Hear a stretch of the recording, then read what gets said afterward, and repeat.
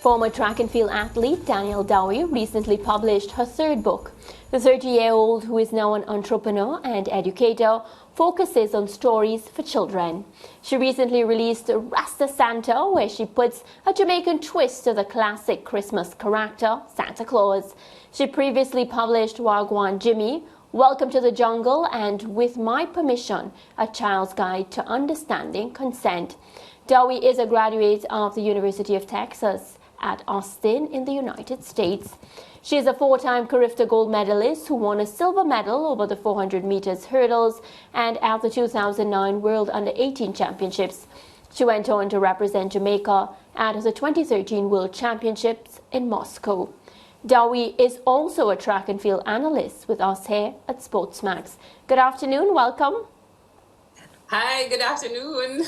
So I'm excited to talk to you about this new venture because Danielle, and I say new, but you know what I mean, apart from track and field, because I'm very interested. You know, your book, I read Wagwan Jimmy. I love it. I love the pictures and, of course, just the angle that you took. So where did this love for writing and, of course, your target audience children come from?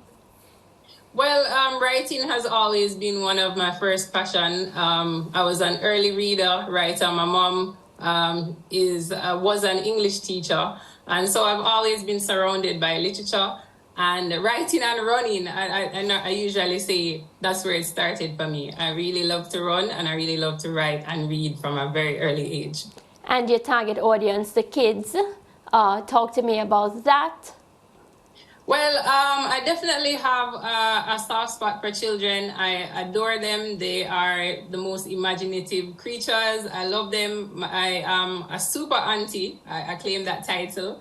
So I'm always around children. I'm always spending time with children. And I'm passionate about education and just watching children develop. And so I started writing stories for children. And that's how Wagwan Jimmy and the rest of my catalog came about. Right. Talk to me now, because we're in the Christmas season, as you can tell by our decorations here on set. Rasta Santa, a Jamaican twist to Santa Claus. Of course, many would say that's brave because, you know, we grew up knowing Santa Claus to be a different character. Your twist to this Santa Claus character now. Yes, I know. It's a cross-cultural perspective to Santa Claus. So it's different. But the reception has been pretty good so far. It was done in a way that, you know, really put the culture in mind. And so I've been getting good reception for it, and people just tell me that they like it's entertaining, they like the storyline, and they find it funny. Danielle, I read Rasta Santa, and the first thing that struck me as I went along, and you know how well, as you say, as a reader, so you know you're reading something and you're just turning the pages, you're just going because you're being pulled in. There was this rhythm in my head, and I'm not saying that it was written in a dub poet's style, because it's for you to tell me what style it was written in, but I got that vibe. It was almost as if I was reading it to a beat, and I found that to be uncanny. Oh, I like that. So I've been getting feedback like that. People like to read through it, and it was entertaining the whole way.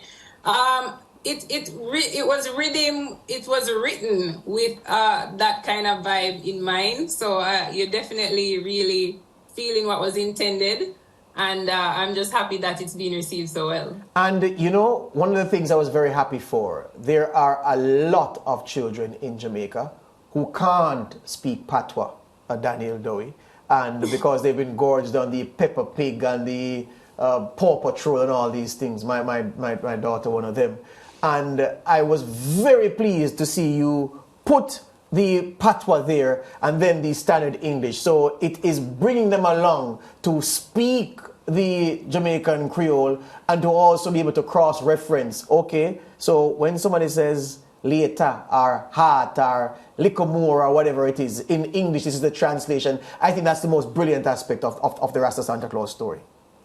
Yes, that's one of the things that everybody loves, the fact that the book is bilingual. I've been getting reception from, I think there's something in my eye. I've been getting reception from everyone, locally and overseas. Overseas, people saying that their children, the next generation of Jamaicans, they have an opportunity to learn patois and to read Jamaicans. And locally, I've been getting feedback from just people in the community that their kid won't put the book down. Especially Wagwan Jimmy.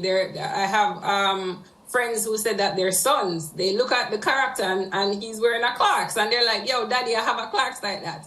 You know, and so they can relate to it. They like the hairstyle, they like what he's wearing, and they look at the word and they're like, I say Wagwan, and I can see it on a paper. So they really are motivated, they're excited when they see it and they feel like it was created just for them. And that's the best part about this.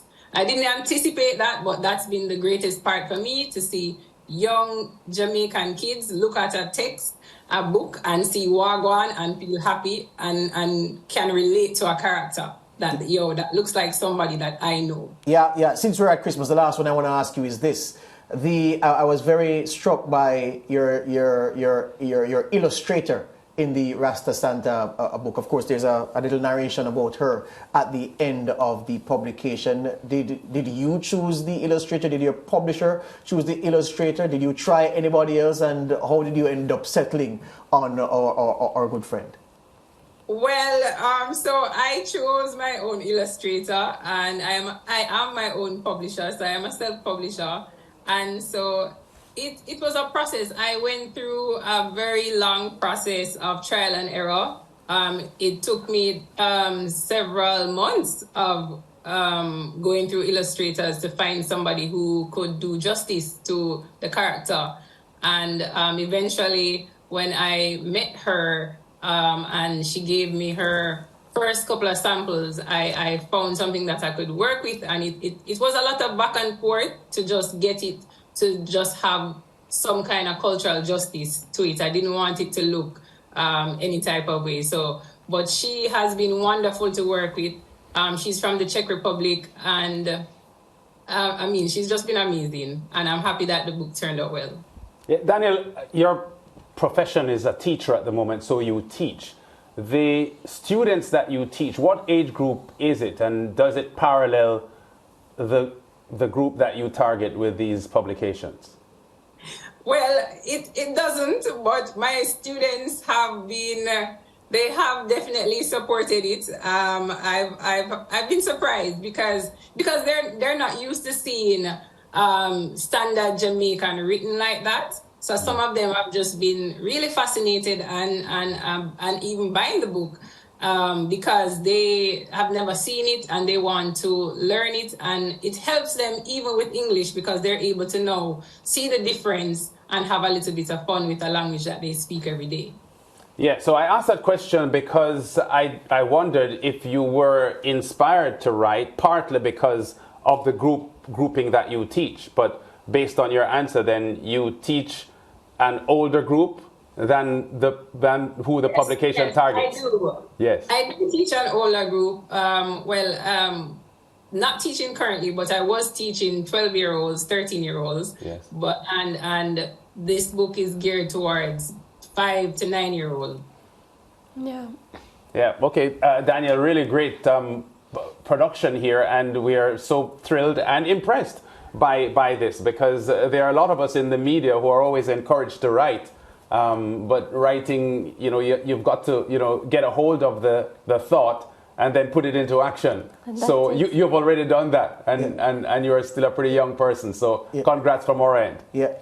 Thank you. Yeah, and then if I just may, look, I'm very happy with how you used with the patois you use, because I've been trying to say to people that I'm not one of those who is supporting the stratifying and classifying patois. I mean, there's a lot of people who say it should have an order, and I say no, because different parts of the country speak things in a different way and words are spelled differently. You don't want to codify it. The beauty about patois is that anything you can say what you want, and some will understand it, some will not. Some will catch on later on. And the way you wrote it, if I was writing in patois, I wouldn't write that way, and Professor Carolyn Cooper wouldn't write that way, and somebody else wouldn't write it that way. way. And that's the beauty of the patois, and I want to keep it that way. So I'm very happy with how you wrote it, because when I was reading it, I had to just look at the English translation this is what that means. And I'm very, very happy, because it talks about development and the freedom and the beauty of the language, and you're keeping it so I'm giving you major props for that. And one thing I want to say is that the children, it's more difficult for adults to read it. When I hand my book to a 7-year-old, they read the patois with no error. And I find that most amazing. It's so easy for children to read. And it's adults who actually struggle with reading the patois. There you go. There you go. Go out and buy it. We encourage you to support Danielle Dowie. The 3 books, and they are out now. A self-publisher. She's undertaking this all on her own. And give her sister some support. Yeah, looking forward to the next book, Danielle. Thank you guys. Let's take a quick break. We'll be back.